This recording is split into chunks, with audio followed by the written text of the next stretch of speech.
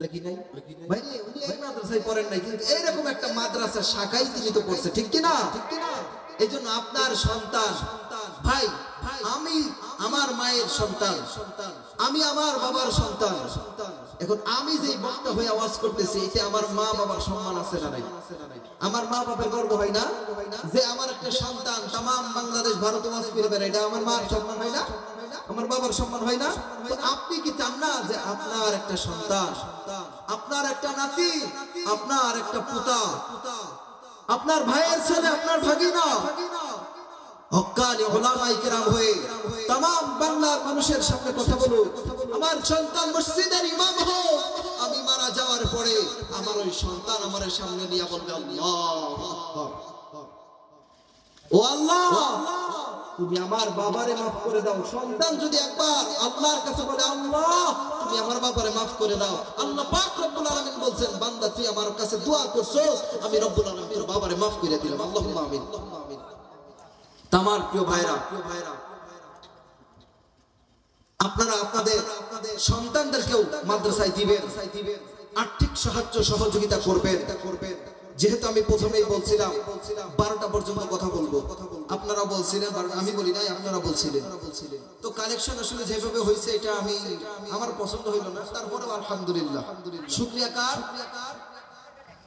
বাইজিদ ভাই ও বাইজিদ ভাই 500 টাকা বলি মারহাবা ও রব্বুল আলামিন তুমি আমার বাইজিদ ভাইকে কবুল করে নাও তুমি সে যে কাজ করতেছে আল্লাহ সেই কাজে তুমি আল্লাহ উত্তম জাযা দান করো তার প্রতিবেশীর সঙ্গে সুন্দরভাবে তার সাংসারিক জীবন তার পরিবারের জীবনকে যেন সুখময় করে দেয় আল্লাহ তুমি তৌফিক দান করো তুমি রহমত নাযিল করো বরকত নাযিল করো আল্লাহুম্মা আমিন আমার প্রিয় ভাইরা আমরা তো আর সময় লম্বা করতে চাচ্ছি না যেহেতু দোয়া হবে এখনো এখন আপনারা দুই একজন আর মাত্র যে কোনো ভাবে 5 জন মাত্র কয়জন একটু বলেন 5 জন 100 টাকা করে হলেও সমস্যা নাই 5 জন আমার হাতে মানে আমার সামনে দান করবেন দোয়া করে দিব ইনশাআল্লাহ তার ভিতর আমি দুই একটা কণ্ঠ আপনাদেরকে শুনিয়ে দেব আপনি একটু মন মানসিকতা তৈরি করেন মাত্র কয়জন 5 জন একটু মন তৈরি করেন জি 10টা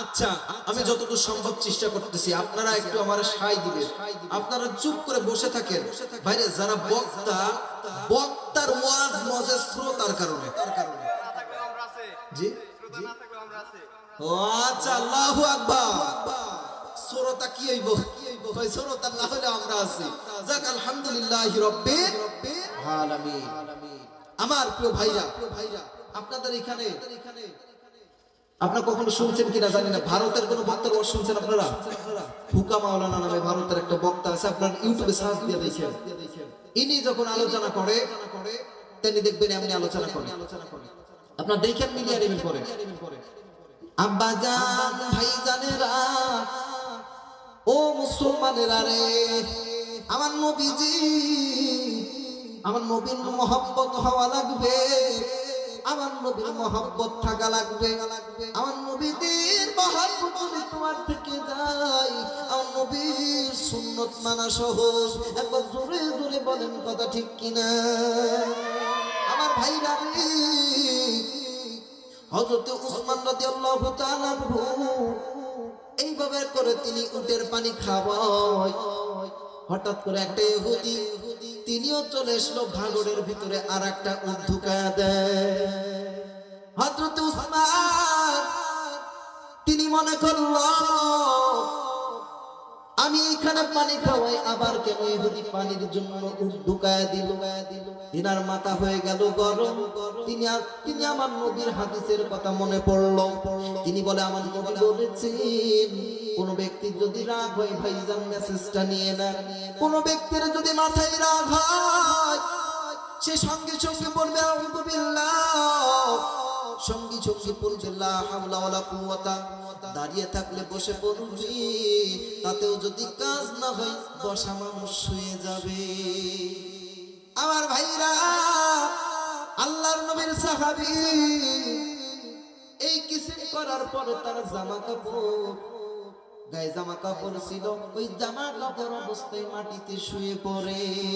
তারা জিজ্ঞাসা করা হয়, আরে ভাই রে, তুমি কেন জমিনে শুয়েছ? তিনি ডাক দিয়ে বলে, আমার নবী কথা বললো, আর তামিল নবীর কথা আমল করতে যে মাটি লুটিতে লুটিয়ে পড়েছি। জোরে জোরে বলেন সুবহানাল্লাহ। এরকম এখনো শুনছেন নাকি ইউটিউবে? আমরা শুনেন না, শুনে নিয়ে আমার ভাই, আমার বন্ধুগণ, চরমনার মুরিদ কেউ আছেন? চরমনায় গেছেন? আপনাদের মাঝে কেউ গেছে? ওয়াজ শুনছেন চরমনা পিসা হুজুরের? তাও শোনেন না, তাহলে তো জানা নাই, তো শোনানো লাভ নাই। শুনছেন না? ও আচ্ছা, তিনি দেখতেন, আপনারা দেখেছেন, আলোচনা করে যেভাবে, বাজান রে, এই পৃথিবীর জমিনে তুমি যখন আইছিলা খালি হাত নিয়ে আসছো, বাজান এমন একদিন আসবে যেদিন সাদা তিনটা কাপড় ছাড়া তোমার কিছুই যাবে না। খালি হাতে আসছো বাবা, আবার খালি হাতে চলিয়া যাবা। মাঝে থাইকা শুধুমাত্র আমল করো, আর এই আমলই তোমার সঙ্গে চলিয়া যাবে। বাজান রে, নেক আমল করার দরকার আছে না রে? এ আমার প্রিয় ভাইরা, আমার বন্ধুরে, নেক আমল যদি আপনি করতে পারেন, কবরের ময়দানে ছাড় পেয়ে যাবেন। আপনি আল্লাহ রাব্বুল আলামিনের ফেরেশতাদের দেওয়া জবাব পায়া উত্তরে তুমি সুন্দরভাবে বইলা দিতে পারবা রব তিন নবীর ব্যাপারে। আরে বন্ধু, আর যদি খারাপ আমল না কো, খারাপ আমল কইরা তুমি নিজের জীবনটারে নষ্ট বানাই ইসলাম বিমুখী হইয়া কবরে যাও, আল্লাহর মার কবরে আছে না? না আছে না? নেই তো আমার ভাইরা, কই টাকা তো কেউ দিচ্ছেন না? জি জি লিখতেছে ও যাক, আলহামদুলিল্লাহ, লিখে দেন। আর আর আর এখন আপনারা যারা এই পাশে আসেন, আপনারা একজন করে উচ্চা এই মাঠটারে যে 2 টাকা 10 টাকা 5 টাকা যে যা পারেন কোরআনের মাদ্রাসার জন্য একটু কালেকশন করে দেন। আমার মা এবং বোনেরা, আপনারাও যারা আছেন, আপনাদের কিনার থেকে একজন উঠেন, উইটা আপনাদের মহিলা প্যান্ডেলে যে মা বোনেরা আছে তারা কালেকশন করে নেন, হাত কালেকশন করে আপনারা মাহফিলে পাঠিয়ে দেন। আমার ভাইরা কালেকশনটা করে নেন। সুবহানাল্লাহ আলহামদুলিল্লাহ,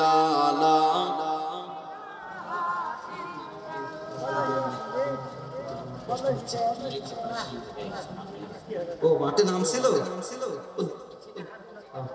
আচ্ছা, আপনার হয়ে যাক। আরে বাদাম নাই, কালকে বাড়ি যায় কিনে খায় না, আজকে আর কিনে খাওয়া লাগবে না।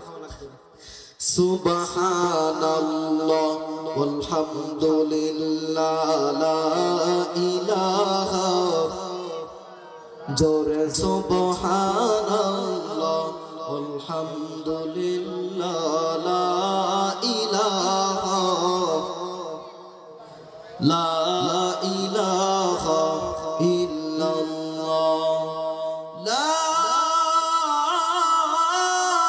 ইলাহা ইল্লাল্লাহ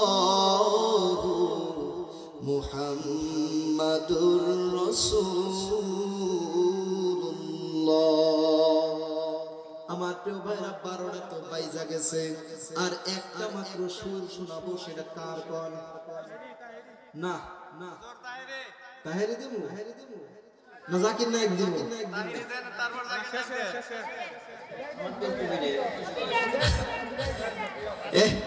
আচ্ছা, তাহলে তো 3টা হয়ে গেল, 3টাই দিমু। আচ্ছা আচ্ছা, শুনেন, ওইভাবে তো আসলে গুণা হয় না, বুঝছেন না? যখন যেটা মনে আসে তখন সেটা হয়, ওইভাবে গুণা দেওয়া ঠিক না। মানে আমি পারি না, বুঝে আসে না, অনেক সময় মাথায় খেলে না, কার সুদ দিতে গিয়ে কোনটা দিয়ে ফেলে বুঝে আসে না। তো 3টা বলছেন, আমি এই 3টার বাইরে আর কিন্তু আপনাদের আবদার রাখতে পারবো না। এক, কবির বিন সামান, এই হ্যান্ডেল সেরেন না? না আচ্ছা, তাইলে আর জাকির নায়ক 2টা শেষ। হ্যাঁ